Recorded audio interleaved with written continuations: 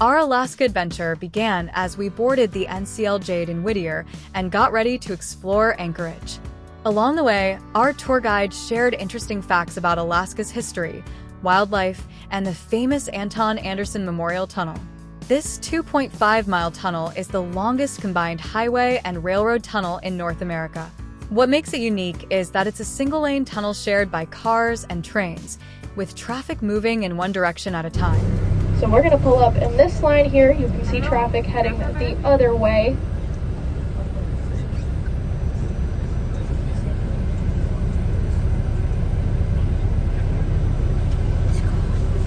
Now, Whittier was originally a secret Navy base during World War II. Whittier is no longer a Navy base, which is why it's such a small town today. There's not really much to do here in Whittier.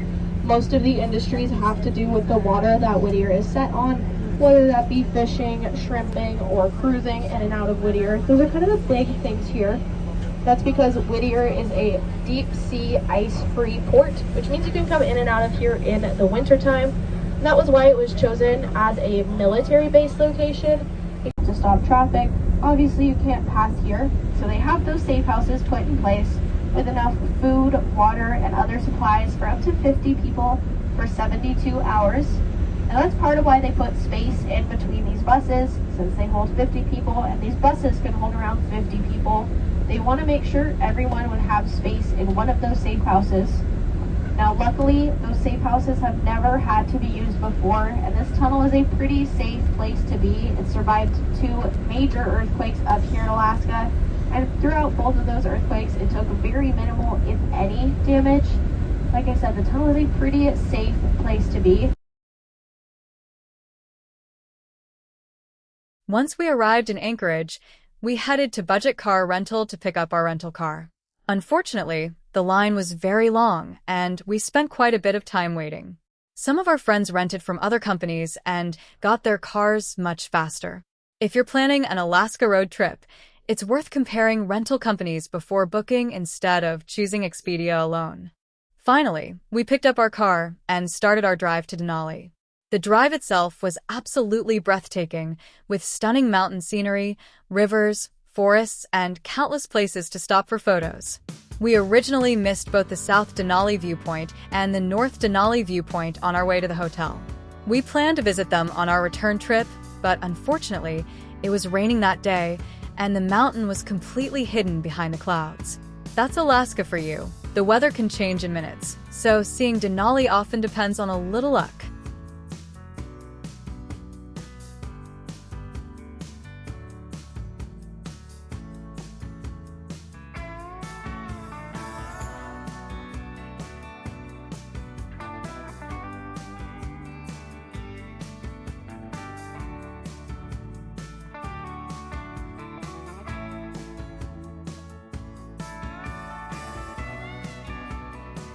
Before checking into our hotel, we stopped at a popular Thai and Chinese takeout restaurant that we found through online recommendations.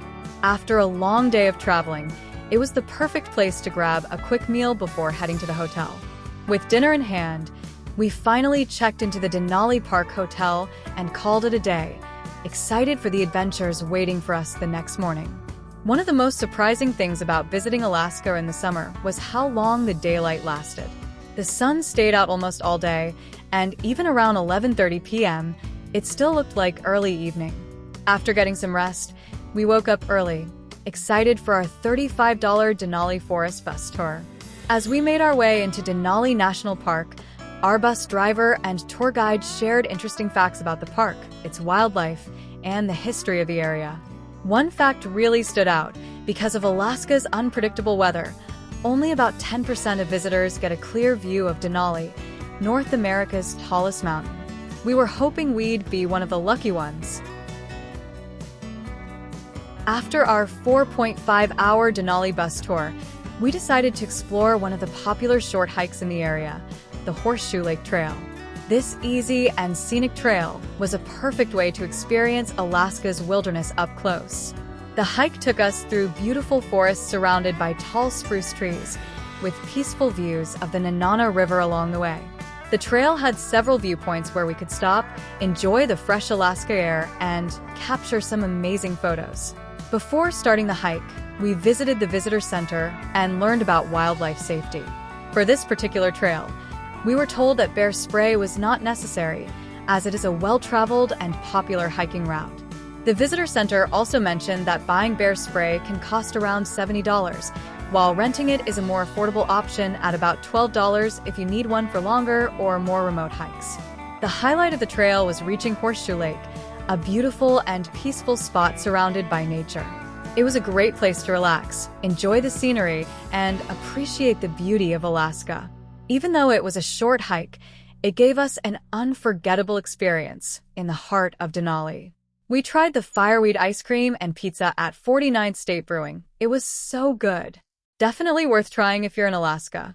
While driving from Anchorage to Denali, we learned about the Alaska Wildlife Conservation Center, a popular place where visitors can see Alaska's native wildlife up close and learn about conservation efforts.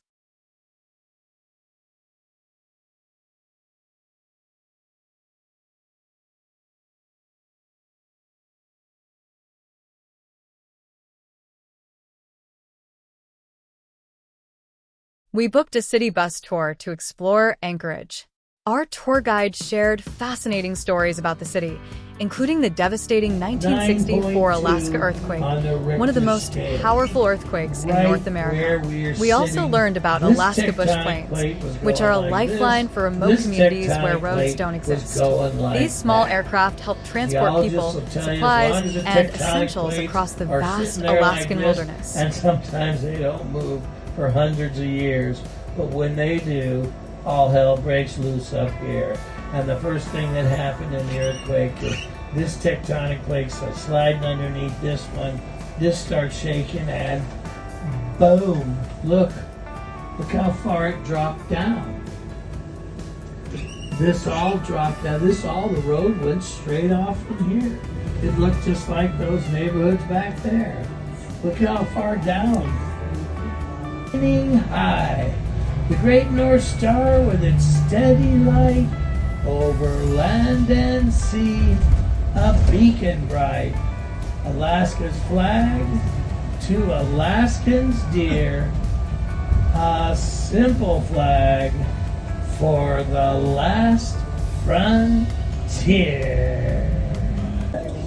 That's not him, but we'll see him. Let's see, is that? You see that tower over there? They have to control all of this. In addition to that, you look over there and you see those jumbos. We have 140 wide-body cargo planes landing at this airport every day. We are the number 3 cargo destination in the United States, number 4 cargo destination in the world. Over there, Federal Express has their international sorting hub.